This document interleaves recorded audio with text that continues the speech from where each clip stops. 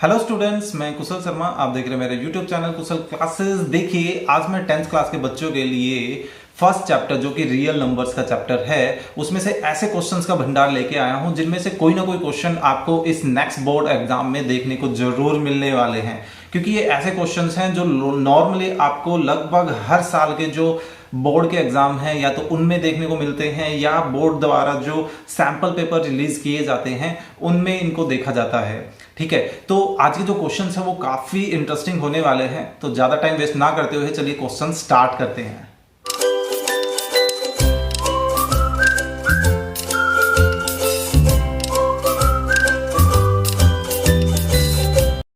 तो देखिए, एक ऑब्जेक्टिव क्वेश्चन है, एक नंबर का ही क्वेश्चन है, ठीक है, लेकिन बड़ा ही इंपॉर्टेंट क्वेश्चन है। नॉर्मली हमें इस तरह के क्वेश्चन देखने को मिल जाते हैं। क्या है? Let A and B be two positive integers such that A P और क्यू की फॉर्म में लिखा गया है, इसी तरह से बी भी पी और क्यू की फॉर्म में लिखे गए हैं। और यहाँ पर पी और क्यू क्या है? प्राइम नंबर्स हैं। दैट मीन्स कि ये जो ए और बी हैं ये क्या हुए? ये कंपोजिट नंबर्स हुए, है ना। कंपोजिट नंबर ही प्राइम नंबर्स की फॉर्म में लिखे जाते हैं। जैसे जो 6 है, 6 को हम 2 गुना 3 लिखते हैं, तो ये 2 और 3 प्राइम है और 6 क्या बन गया? फिर कंपोजिट बन गया, है ना। फिर कहा गया है कि भाई ए और बी का HCF भी दिया गया है हमें, और इन्हीं का LCM भी दिया गया है। तो एक पर्टिकुलर क्वांटिटी हमें फाइंड आउट करनी है कि भाई उनका रिजल्ट किसके इक्वल आएगा। ए 15, बी 30, सी 35 या डी 72। ठीक है, तो देखिए सिंपल सा क्वेश्चन है, लेंथी लग रहा है लेकिन प्रैक्टिस पर डिपेंड करता है। यही सारा काम हम रफली ही करने वाले हैं, है ना। एग्जाम में हमें करके तो दिखाना नहीं होता। तो देखिए करेंगे कैसे। हम सिंपली क्या करने वाले हैं, जो चीजें दी गई है ना उनको निकालने भी वाले हैं। कैसे? ए और बी की हेल्प से, सिंपली। तो देखिए हम कैसे करेंगे, हम HCF फाइंड आउट करते हैं। किसका? ए बी का, ऑब्वियसली। तो चलिए एक बार लिख लेते हैं। ए कितना गिवन है? p raise to power 3 and q raise to power 4 multiply में है। और b कितना गिवन है? p square multiply q raise to power 3। अब देखिए HCF हम निकालते कैसे हैं। जब हमें पावर की फॉर्म दी गई होती है तो उनमें HCF निकालने के लिए सिंपली आपको क्या करना होता है, जो कॉमन है, कॉमन क्या है, जैसे P कॉमन है तो P यूज करें। और इन दोनों में ये देखो भी छोटी पावर कौन सी है, 3 छोटा है या 2 छोटा है? ऑब्वियसली 2 छोटा है, तो हम 2 को यूज करेंगे। ठीक है, इसी तरह से Q दोनों में कॉमन नजर आ रहा है तो हम यहाँ पर Q भी लेकर चलेंगे। अब Q की जो पावर छोटी है वो हमें यूज करनी है, तो 4 और 3 में छोटा गुण है 3 है। ठीक है, बाई चांस मान लीजिए यहां पर एक R भी होता तो क्या हम इस R को यूज करते? बिल्कुल भी नहीं, क्योंकि हमें तो कॉमन छांटना है। क्या R इसमें है? नहीं है, तो कॉमन नहीं हो सकता ना, इसी वजह से। ठीक है, तो यहां से हमारा HCF कितना आ गया? ये आ गया। जबकि हम नोटिस करेंगे भाई हमें तो यार HCF दे रखा ऑलरेडी। तो हम क्या करने वाले हैं, हम यहां पर लेफ्ट साइड में कर लेते हैं, जो गिवन HCF है उसको राइट कर लेते हैं। ठीक है, तो हमने बेसिकली सिंपली क्या किया, गिवन HCF को लिख लिया। अब लेफ्ट में भी P और Q की फॉर्म है, राइट में भी P और Q की फॉर्म है, तो ऑब्वियस सी बात है अब हम यहां पर क्या कर सकते हैं, अब हम कंपेयरिंग का काम कर सकते हैं। ठीक है, तो कंपेयरिंग बोथ साइड। तो अब कंपेयर कैसे करते हैं, देखिए जो सेम क्वांटिटी है उनकी पावर्स को ऑब्जर्व करो, पावर डिफरेंट। देखिए कंपेयर करते वक्त जो डिफरेंट होता है ना उनको इक्वल लिखा जाता है। तो कंपेयर हमने किया तो भाई P तो सेम है लेकिन P की जो पावर्स हैं वो डिफरेंट है।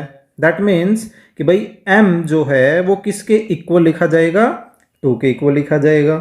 In the same way Q दोनों में सेम है लेकिन Q की जो पावर है वो क्या है? डिफरेंट है, यानी कि N किसके इक्वल लिखा जाएगा? 3 के। तो देखिए जो हमें फाइंड आउट करना था उसमें से एक ब्रैकेट में से M और N हम निकाल चुके हैं, बिल्कुल निकाल चुके हैं। बिल्कुल इसी तरह से अब हम हेल्प किसके लेंगे? LCM के लेंगे। चलिए LCM भी फाइंड आउट कर लेते हैं। ठीक है, तो देखिए जैसे हमने HCF पे काम किया था उसी तरह से हम LCM पर भी काम कर लेते हैं। सॉरी, मैंने LCF लिख दिया, LCM। अच्छा, क्वांटिटी तो वही रहेंगी, राइट, लेकिन अब काम करने का तरीका क्या हो जाएगा भाई, जो चीज़ें कॉमन हैं वो तो लिखनी है, ठीक है, लेकिन जैसे P दोनों में था, अब एलसीएम में क्या होता है, दोनों में जो पावर है हाईएस्ट वाली उसको हमें यूज करना है। तो P की अब 2 और 3 में से हाईएस्ट कितनी है, 3 पावर, राइट। इसी तरह से अब हमें साथ में Q भी दोनों में नजर आ रहा है, तो Q की हाईएस्ट पावर कितनी है भाई, 4 है, तो हमने 4 यूज की। फिर हमने नोटिस किया यार हमें तो एलसीएम ऑलरेडी दे रखा है, कहाँ गया भाई, हाँ ये रहा इधर था, है ना। तो हमने क्या किया, जो एक्चुअली एलसीएम था वो यूज किया, और फिर से हमने क्या किया भाई, कंपेयर कर लिया। और कंपेयर करेंगे तो P दोनों में सेम है, तो दोनों की जो पावर है वो क्या लिखी जाएंगी, इक्वल। तो R किसके इक्वल आ गया, 3 के इक्वल आ गया। In the same way Q की पावर्स को कंपेयर करें तो S किसके इक्वल आ गया, 4 के इक्वल आ गया, ठीक है। आई होप ये जो समझा रहा हूँ वो आपको समझ आ रहा होगा बिल्कुल अच्छे तरीके से। अब हम उस पोर्शन को लेकर चलते हैं जो हमें फाइंड आउट करना है, ठीक है। m plus n multiply r plus s। तो अब हम सिंपली क्या करेंगे भाई, इनकी जगह इनकी पावर रख देंगे, m की जगह m की पावर रख दी, n की जगह n की पावर रख रहे हैं। In the same way r और s की भी पावर हमने सब्सटीट्यूट कर दी, है ना। तो ये कितना आ गया, 5 मल्टीप्लाई 7 दैट मीन्स 35। और 35 ऊपर नोटिस करो, देखो सी पार्ट में हमें नजर आ रहा है ना। तो क्वेश्चन अभी क्योंकि हम बिल्कुल समझने के पॉइंट ऑफ व्यू से कर रहे हैं, तो इसी वजह से आपको लग रहा होगा भाई इतना टाइम लग रहा है एग्जाम में, इतना थोड़ी। तो ये तो हम समझने के पॉइंट ऑफ व्यू से कर रहे हैं, एग्जाम में हम इतने स्टेप बाय स्टेप थोड़ी ना करेंगे, रफली काम करना है। हम डायरेक्टली स्टेप पर आएंगे, कंपेयर किया, कंपेयर करने के लिए हमें इनको लिखने की जरूरत थोड़ी ना है, पावर को देखा खत्म, और यहाँ डायरेक्टली स्टेप पर आ गए। तो ये जब प्रैक्टिस करेंगे तो 1 मिनट का भी क्वेश्चन नहीं है, 1 मिनट का मतलब बड़े आराम से इस क्वेश्चन को 30 से 40 सेकंड के अंदर किया जा सकता है, राइट। आई होप समझ में आ रहा होगा, ठीक है। चलिए नेक्स्ट क्वेश्चन देखते हैं। ओके तो देखिए नेक्स्ट क्वेश्चन जो है वो असर्शन रीजन से रिलेटेड है। इस तरह का क्वेश्चन भी बन सकता है बड़े आराम से इस चैप्टर में से। क्या है स्टेटमेंट ए असर्शन क्या है, if product of two numbers is 5780, okay, and their HCF is 17, then their LCM is 340। हमें इसको चेक करना पड़ेगा। तो चेक करने के लिए हमारे पास एक प्रॉपर्टी होती है, क्या प्रॉपर्टी है वो, कि भाई HCF एंड LCM का मल्टीप्लिकेशन किसके इक्वल होता है, प्रोडक्ट ऑफ द नंबर्स के इक्वल होता है, राइट, है ना। जबकि इसमें से हमें HCF ऑलरेडी 17 गिवन है ना, और प्रोडक्ट भी कितना गिवन है, 5780। तो हम यहां से क्या करते हैं, एलसीएम फाइंड आउट कर लेते हैं। या आप सिंपली क्या कर सकते हैं भाई, 17 और एलसीएम 340 इन दोनों को मल्टीप्लाई करके देख लीजिए, ये क्या आ जाए 5780 के इक्वल आ जाए। तो दैट मीन्स कि हाँ भाई ये स्टेटमेंट बिल्कुल सही है ना। या आप ये तरीका भी कर सकते हैं कि भाई एलसीएम निकालने के लिए 5780 को 17 से डिवाइड कर दीजिए, ये इधर मल्टीप्लाई से डिवाइड में ही आएगा, है ना। बट आई थिंक वो मल्टीप्लाई वाला तरीका ज़्यादा आसान लग रहा है, क्योंकि मल्टीप्लाई करने में हम ज़्यादा फैमिलियर होते हैं, दैट्स वाई। सो देखिए इसको डिवाइड करते हैं, तो 17 3 पर जा रहा है, 6 एलसीएम बचता और 68, 17 चौक 68 भी हो जाता है, और लास्ट में 0, बिल्कुल सही है। दैट मीन्स कि जो असर्शन है, जो स्टेटमेंट ए है, वो स्टेटमेंट ए क्या है, ट्रू है। ओके अब हम स्टेटमेंट बी पर काम करते हैं। स्टेटमेंट आर मतलब रीजन से रिलेटेड क्या है, HCF is always a factor of LCM, कि जो HCF होता है वो LCM का क्या होता है, हमेशा एक फैक्टर होता है। एक्चुअली ये स्टेटमेंट भी क्या है, एक ट्रू स्टेटमेंट है। आप चेक भी कर सकते हैं, मान लीजिए आपने 4 एंड चलिए 6 ले लेते हैं, जो छोटा ही कोई एग्जांपल लेते हैं, कोई भी आप ट्राई कर सकते हैं। जब आप इसका HCF निकालेंगे तो HCF क्या आएगा, इसका 2 आ जाएगा, और इसी का आप LCM निकाल कर देखिए, LCM कितना आ जाएगा, आई थिंक 12 आ जाएगा, राइट। आप खुद नोटिस कीजिए, क्या 2 12 को डिवाइड कर सकता है, बिल्कुल कर सकता है। दैट मीन्स 2 को हम 12 का फैक्टर बोल सकते हैं, बिल्कुल बोल सकते हैं। दैट मीन्स कि आर स्टेटमेंट भी क्या है, ट्रू है। ट्रू कौन कौन सी हो गई, statement A and statement R, but assertion reason में हमारे पास एक और ऑप्शन होता है। क्या ये जो आर है वो ए की करेक्ट स्टेटमेंट है या करेक्ट एक्सप्लेनेशन बोल सकते हैं, एक ही बात है, या नहीं है? तो हम नोटिस करेंगे क्या इस रीजन का इस असर्शन से कोई लेना देना है? आप नोटिस करोगे कोई लेना देना नहीं है इसका, है ना।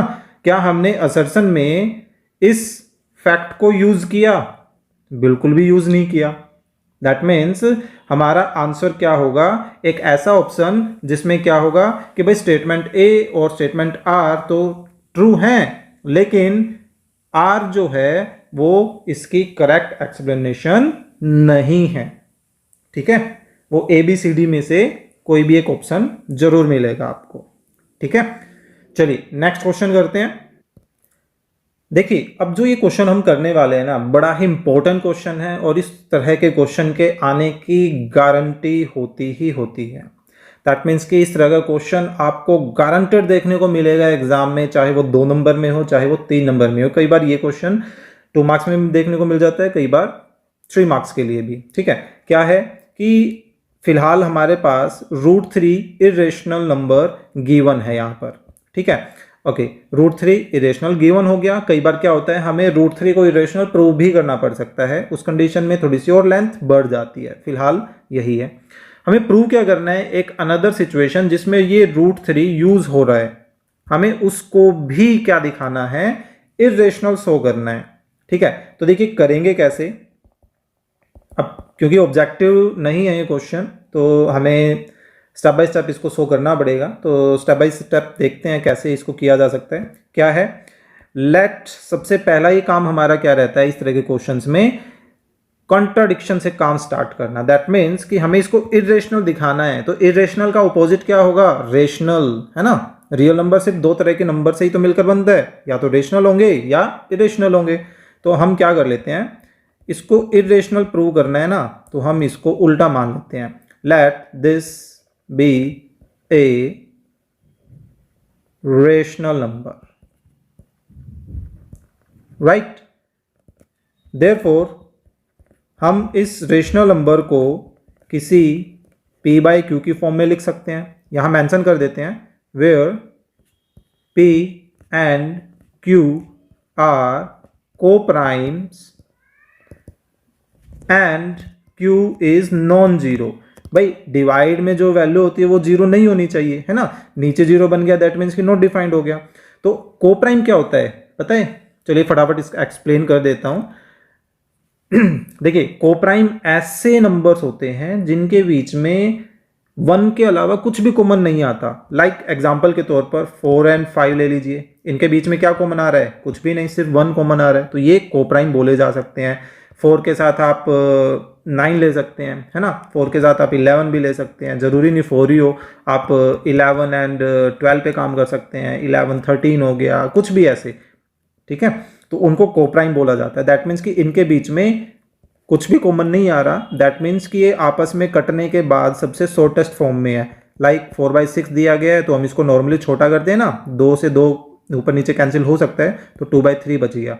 तो ये जो शॉर्टेस्ट फॉर्म होती है, सिंप्लीफाइड फॉर्म होती है, ये को-प्राइम नंबर्स की होती है, राइट। ठीक है, तो यही हमारी हेल्प भी करने वाले हैं आगे। तो हमने क्या किया, अब यहां से पहले 5 को शिफ्ट किया, तो 5 उधर जाकर क्या करेगा, सब्ट्रैक्ट करेगा। ओके, फिर हमने ये जो 2 मल्टीप्लाई में नजर आ रहा है लेफ्ट साइड में, उसको भी शिफ्ट किया, फिर वो उधर जाके क्या करेगा भाई, डिवाइड करेगा, राइट। इसको फिलहाल टेम्पररी हम कोई नाम दे देते हैं। अब देखिए सिंपल सी बात है, राइट साइड में हमारे पास ऐसे नंबर्स हैं जो कि रेशनल्स हैं। को-प्राइम कौन से होते हैं, वही रेशनल नंबर ही। ठीक है, 5 भी अपना रेशनल है, 2 भी अपना एक रेशनल नंबर है ना। तो हमें पता है भाई, जब भी रेशनल नंबर्स को मल्टीप्लाई, डिवाइड, प्लस, माइनस किया जाता है तो रिजल्ट में क्या आता है, रेशनल नंबर ही आता है। तो हम उनको यानी कि जो राइट साइड है हम उसको क्या बोल सकते हैं, रेशनल। तो यहाँ एक्सप्लेन कर देते हैं, सिंस p, q, 5 एंड 2 ये क्या हैं, आर इंटीजर्स। एंड साथ साथ मेंशन कर देते हैं भाई क्यू के नीचे है तो वो जीरो नहीं है। ठीक है, therefore right hand side of equation 1 क्या बन गई, इज अ रेशनल नंबर, है ना। बट जो लेफ्ट हैंड साइड है ऑफ 1 की वो क्या है, इज √3 विच इज अ या एन इरेशनल नंबर, है ना। दिस इज नॉट पॉसिबल, कि भाई ये सिचुएशन पॉसिबल ही नहीं हो सकती कि भाई लेफ्ट साइड इरेशनल हो और राइट साइड रेशनल हो। कोई दो अलग अलग कैटेगरी के नंबर जो हैं वो इक्वल हो ही नहीं सकते। तो हम इसको क्या लिखेंगे, this is not possible, right. तो which is a contradiction, which is a contradiction, ठीक है। that our assumption 5 plus 2√3 is rational।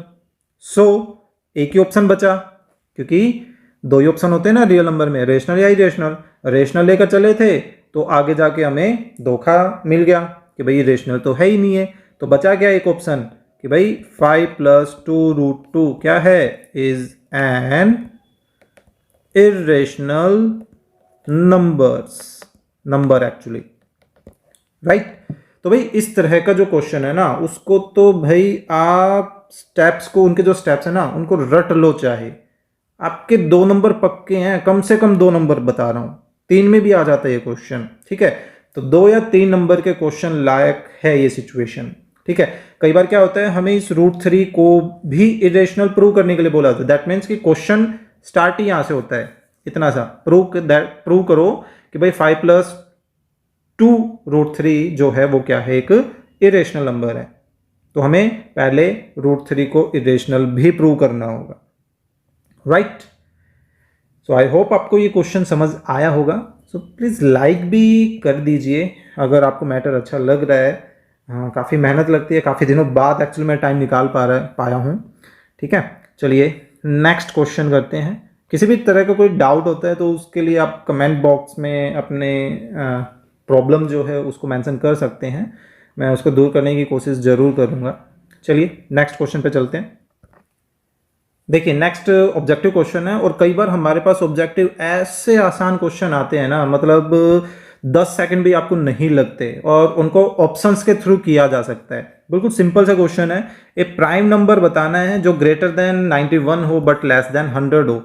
तो आपको अलग से इनको लिखने की जरूरत नहीं है, भाई 92 लिखा, 93 लिखा, अप टू कहाँ तक लिखे अपने 99 तक, और फिर उनमें से छाटे। भाई ऑप्शन देखो और ऑप्शन देख के आप लास्ट के जो डिजिट है उसको चेकआउट कीजिए, सिंपल सा। देखिए लास्ट में 4 है, 2 से डिवाइड हो सकता है, दैट मीन्स कि ये प्राइम नहीं हो सकता। यहाँ पर 6 है, ये भी 2 से डिवाइड हो सकता है, 3 से भी डिवाइड हो सकता है, ये भी प्राइम नहीं हो सकता।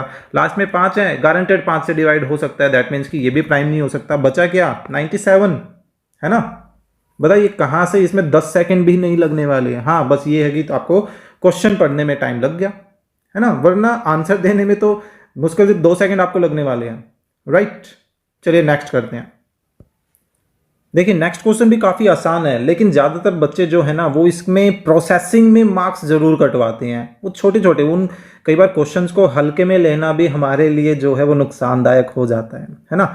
सिंपल सा प्राइम फैक्टराइजेशन हमें करना है 8192 का।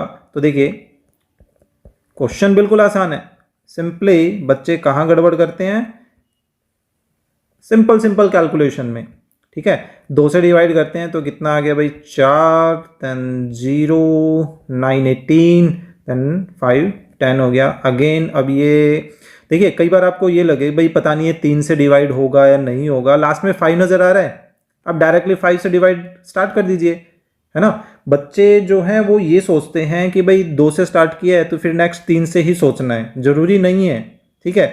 आप लास्ट यूनिट प्लेस को देखिए और यूनिट प्लेस के अकॉर्डिंगली डिसीजन लीजिए। ठीक है। फिलहाल ये जो है वो ऐसा लग रहा है ये 3 से डिवाइड हो रहा है, तो मैं 3 से कर देता हूँ, ठीक है। बाकी कंटिन्यूटी की ज़रूरी नहीं है, किसी भी नंबर से आप प्राइम नंबर से पहले डिवाइड कर सकते हैं, ठीक है। सो 3 1 एंड 3 3 9 एंड 19 3 6 18 एंड 1 रिमाइंडर और 15। अगेन ये 12 15 15, हाँ फिर से 3 से डिवाइड हो रहा है। 3 चौक 12, 3 पंजे 15, 3 पंजे 15, ठीक है। अब लास्ट में 3 से फिर से डिवाइड हो रहा है, नहीं हो रहा है भाई, 3 से अब और डिवाइड नहीं हो रहा है, तो 5 से डिवाइड करके देखते हैं। 5 ने 45, 1 91 किससे जाता है, 91 91 91, 13 7 तो 91 होता है ना, 13 और 7, अरे ये तो दोनों ही हमारे पास क्या हो गए, प्राइम नंबर्स हो गए। दैट मीन्स कि ये हमारा क्या हो गया, प्राइम फैक्टर। तो इसका सिंपल सी आप कैसे लिख के दिखाओगे, इतना ही नहीं छोड़ के आना है, ये चीज़ तो करके दिखानी है आपको, इस तरह से इसको लिख कर दिखा कर आना है, ठीक है। नॉर्मली बच्चे इन छोटी छोटी कैलकुलेशंस में भी मार्क्स कटवा लेते हैं, 2 नंबर का क्वेश्चन है, ठीक है। सेम क्वेश्चन इसी तरह से आपको ऑब्जेक्टिव में भी बनाकर दिया जा सकता है, आपके पास ऐसे 4 ऑप्शंस जो हैं बड़े आराम से कंस्ट्रक्ट किए जा सकते हैं, ठीक है। तो जल्दबाजी में गलत कैलकुलेशन होती ही हैं, तो थोड़ा ध्यान से काम करके आना होता है, ठीक है। चलिए नेक्स्ट क्वेश्चन की तरफ आगे बढ़ते हैं। देखिए नेक्स्ट क्वेश्चन भी हमारा प्राइम फैक्टराइजेशन से ही रिलेटेड है, हमें 3 अलग अलग नंबर्स दिए गए हैं, हमें उनका क्या निकालना है, HCF, ठीक है। तो सबसे बेटर तरीका क्या रहता है भाई, इनके प्राइम फैक्टर्स कीजिए, ठीक है। थोड़ा सा ये टाइम कंज्यूमिंग होता है, क्योंकि अब हमारे पास 3 अलग अलग नंबर्स दिए गए हैं, तो ऑब्वियस सी बात है तीनों के हमें क्या निकालने हैं, प्राइम फैक्टर। तो 2 से तो ऑब्वियस सी बात है डिवाइड नहीं हो रहा है, 3 से ट्राई करते हैं। 3 से 21, 3 3 9, 3 बजे 15, ठीक है। 3 से हो रहा है, 3 6 12, हाँ हो जाएगा, 6 12 15, 3 6 24, अब 3 से नहीं होगा तो 5 से ट्राई करते हैं। 5 20, 5 में 45, ये 7 से ही होगा अब तो, ठीक है। फर्स्ट का हो गया 5 1 4 5, इसके भी प्राइम फैक्टर कर लेते हैं, ठीक है। सो 3 से हो रहा है, 3 21, 3, हाँ हो रहा है भाई, 3 3 7 21, 3 एकम 3, 3 बजे 15 15 21, नहीं 3 से नहीं होगा, 5, तो 5 से करें तो 5 से 15, 16 17 5 20, 5 15, अब ये 343, तो आई थिंक 3 7 का क्यूब होता है, तो बस तो ये 7 से जाने वाला है, 49। एंड तो आपको जो है स्क्वेयर्स जो समझिए अप टू 25 तक के तो आपको स्क्वेयर्स याद होने ही चाहिए, ठीक है, बहुत हेल्पफुल होते हैं। और इसी तरह से लगभग 15 तक के आपको क्यूब याद हो जाएं, या 10 तक के तो कम से कम हो ही जाएं, तो बड़ा अच्छा रहता है, ठीक है। सो 2 से डिवाइड कर लेते हैं, क्योंकि लास्ट में यूनिट प्लेस पे 0 है हमारे पास, तो 2 2 0 5 लग रहा है। ये 2 2 0 5 तो यही नहीं बन गया, सेम है ना, आगे इसी को कॉपी पेस्ट कर देते हैं। 7 3 5 3 2 4 5 5 7 7 एंड 7, ठीक है। सो अब देखिए अब हमें क्या करना है, एक एक करके इन नंबर्स को मल्टीपल फॉर्म में लिख लेते हैं। 3 × 3 × 5 × 7 एंड 5 1 4 5, ये क्या लिखा जा सकता है, 3 × 5 × 7 × 7 मल्टीप्लाई अगेन 7 एंड 4 4 1 0, 2 × 3, 2 को दोबारा लिख लेते हैं, मल्टीप्लाई 3 × 5 × 7 × 7। तो देखिए अब हमें क्या निकालना है, HCF निकालना है इन तीनों नंबर्स का, ठीक है। तो HCF निकालने के लिए पहला ही क्वेश्चन आज की डेट में हमने किया था, जो तीनों में कॉमन है, एक तो ये 3 नज़र आ रहा है, 3 लिया, इसमें और 3 है नहीं, है ना, इन दोनों में तो हमें नज़र आ रहे थे, लेकिन वो हमें लेना नहीं है। इन तीनों क्वांटिटीज़ में सब कुछ कॉमन आना चाहिए वो, ठीक है। फिर और क्या कॉमन आ सकता है भाई, नेक्स्ट है ये 5, ये भी तीनों में नज़र आ रहा है। फिर एक 7 है ना, ये भी तीनों में नज़र आ रहा है। और कुछ और तो अरे एक चीज़ यहाँ देखिए, मैंने ये वाला 7 जो है वो यूज़ ही नहीं किया, है ना, एक और 7 यहाँ लिखा जा रहा है। दैट मीन्स कि 1 मोर 7 जो है वो आ सकता है। अब इनका जो मल्टीप्लाई होगा वो हमारा क्या हो जाएगा, आंसर हो जाएगा, सिंपल, ठीक है। तो वो तो आप कर लेंगे। ठीक है, चलिए नेक्स्ट करते हैं, नेक्स्ट क्वेश्चन पर आगे चलते हैं। देखिए ये क्वेश्चन बड़ा ही इंपॉर्टेंट क्वेश्चन है। पीछे हमने एक क्वेश्चन किया था जिसमें √3 को इरेशनल ऑलरेडी दिया गया था, ठीक है, लेकिन हो सकता है किसी क्वेश्चन में हमें √3 को इरेशनल ना दिया जाए, तो उस कंडीशन में उसको इरेशनल कैसे प्रूव करेंगे वो अब भी आपको जानना बहुत इंपॉर्टेंट है।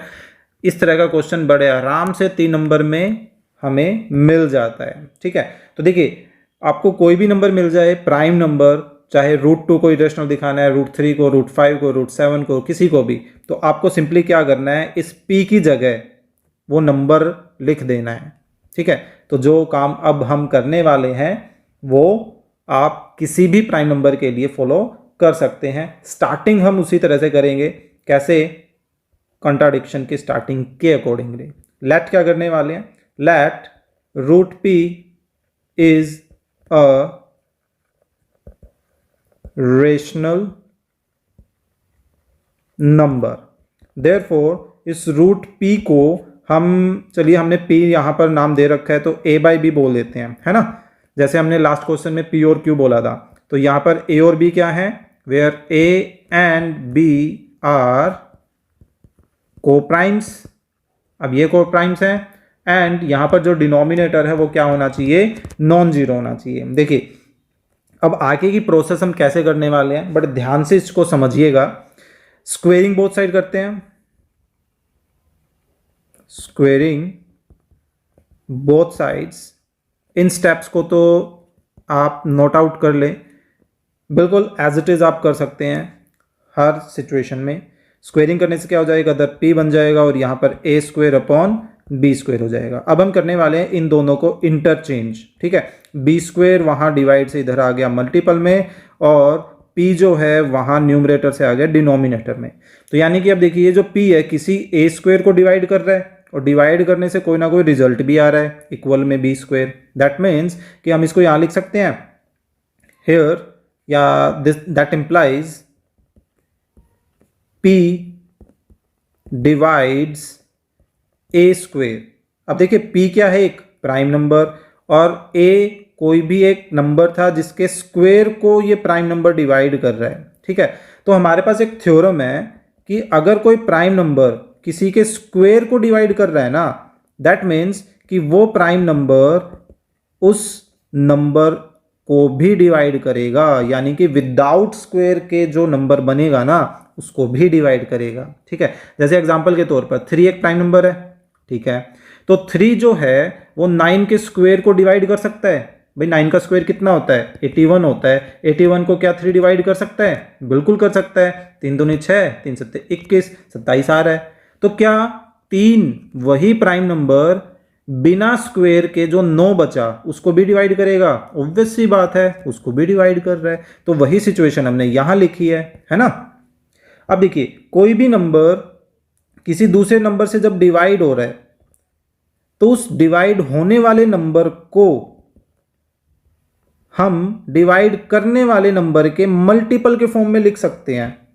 जैसे यहां पे 9 है, वो 3 से डिवाइड हो रहा है तो हम 9 को 3 × 3 लिख सकते हैं। ऐसे ही 12 भी 3 से डिवाइड हो सकता है तो 12 को हम 3 × 4 लिख सकते हैं। 15 भी 3 से डिवाइड होता है तो 15 को 3 × 5 लिख सकते हैं, है ना। हमने 3 को रखा फिक्स, लेकिन उसके साथ वाला क्या हो रहा है, चेंज हो रहा है, बार बार चेंज हो रहा है। लेकिन वो किसकी वजह से चेंज हो रहा है, इस नंबर की वजह से। 9 था तो यहाँ 3 आ रहा है, 12 है तो यहाँ 4 आ रहा है, 15 है तो यहाँ 5 आ रहा है। कुछ और होता तो यहाँ पर कुछ और नंबर आ जाता। तो उस चेंज होने वाले नंबर को हमने क्या मान लिया, अपना m।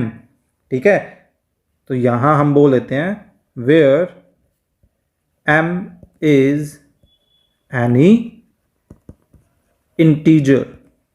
ठीक है, इस एक्स्ट्रा चीज को कर देते हैं यहां से दफा। चलिए, आई होप इतना समझ में आ गया होगा। अब हम आगे जो है वो इसको यूज करने वाले हैं। हम अब क्या करने वाले हैं, इस a की वैल्यू को जो p × m आ गया, इसको यहां पर सब्स्टिट्यूट करते, तो इसको बोल देते हैं 1। तो अब बोल देते हैं पुट a = pm इन 1। तो देखिए b² किसके इक्वल आ गया, पी एम का होल स्क्वायर, देखिए ए की जगह हमने वो वैल्यू रखी तो ए का स्क्वायर है तो इसका भी तो स्क्वायर करेंगे, और डिवाइड में क्या है, डिवाइड में पी है। तो चलिए अब इसको सिंप्लीफाई करते हैं, तो सिंप्लीफाई किया तो ये क्या बना, P square M square divided by P, एक पी से एक पी काट दें, ठीक है। तो इस बार हम क्या करते हैं, अब ये जो बचा हुआ पी है ना, इस पी को इधर शिफ्ट कर लेते हैं बी की तरफ, यानी बी स्क्वायर की तरफ, तो इधर आके क्या करेगा, डिवाइड करेगा। अब जैसा लॉजिक वहां यूज हुआ था बिल्कुल वैसा ही लॉजिक यहां नहीं हो गया। इक्वेशन 1 में देखिए क्या था सॉरी, जो p है वो a स्क्वायर को डिवाइड कर रहा था, यहां पर p किसको डिवाइड कर रहा है, b स्क्वायर को। हम बिल्कुल सेम ऐसी ही लाइनिंग यहां पर भी लिखने वाले हैं, देखिए हियर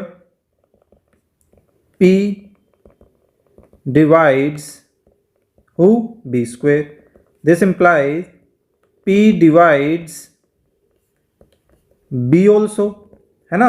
अब जो डिविडेंट है, यानी डिविडेंट कौन है, b, उस b को हम इस p के कुछ मल्टीपल में लिख सकते हैं।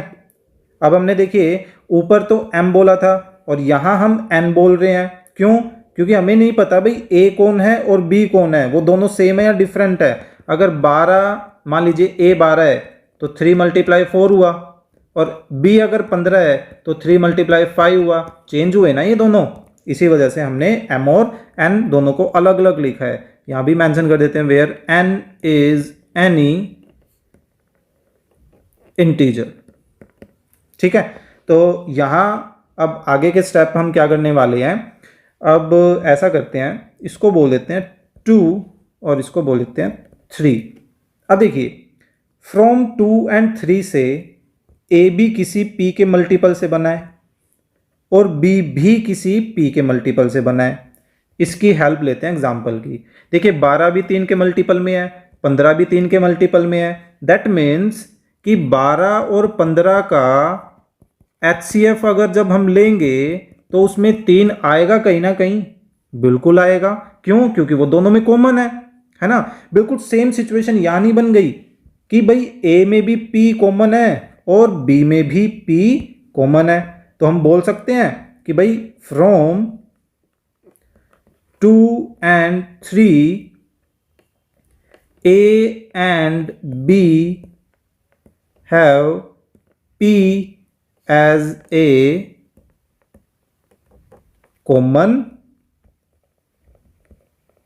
factor, है ना, कि भाई जो P है वो A और B में क्या हो गया, कॉमन हो गया, जैसे 12 और 15 में 3 कॉमन हो गया था।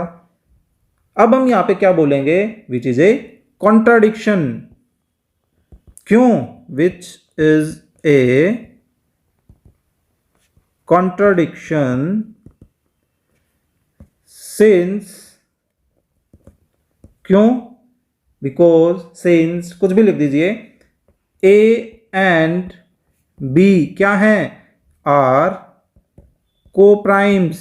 भाई ये तो हमने बिल्कुल स्टार्टिंग में देखो क्या माने थे, को प्राइम माने थे। को प्राइम का मतलब क्या है कि भाई इन दोनों का HCF जब आप निकालोगे वो क्या आना चाहिए, 1 आना चाहिए, जबकि यहां तो 1 के अलावा क्या कॉमन आ रहा है, P आ रहा है, कोई भी प्राइम नंबर, छोटे से छोटा प्राइम नंबर भी आप मानोगे तो 2 आएगा ना, एक के तो अलावा हो गया, तो ये तो कॉन्ट्राडिक्शन हो गया। हेंस यहां क्या हुआ, our position was wrong, that क्या रोंग थी कि रूट p जो हमने रेशनल माना था, बिल्कुल पहली लाइन, दैट कि root p is rational number is wrong, that root p is A